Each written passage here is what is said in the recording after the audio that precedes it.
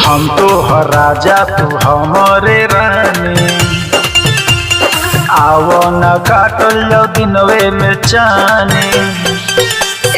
हम तो राजा तू हमरे रानी, आवो न दिनवे में काटल जाओ चानी।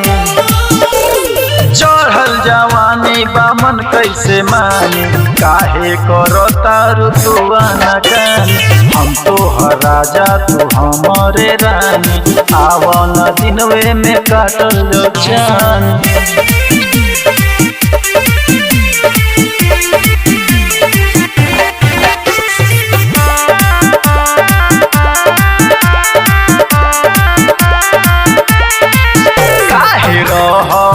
तारू धनिया हमसे दूर दूर भागल, आव धर भर पाजा हमरो जोश बाट जागल। सुन काहे रह तारू धनिया हमसे दूर दूर भागल, आव धर भर पाजा हमरो जोश बाटे जागल।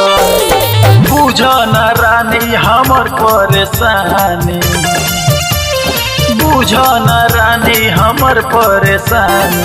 चढ़ल जवानी बा मन कैसे मानी, हम तो राजा तू हमरे रानी, आवो न दिनवे में काटल जाओ चानी।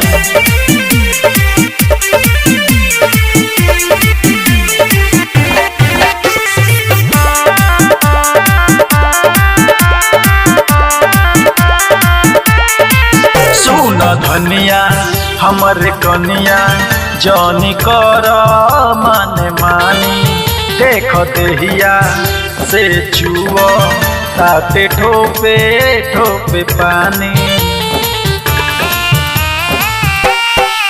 सुन धनिया हमरे कनिया जौनी कर माने मानी, देख देहिया से छुओ ताते ठोपे ठोपे पानी।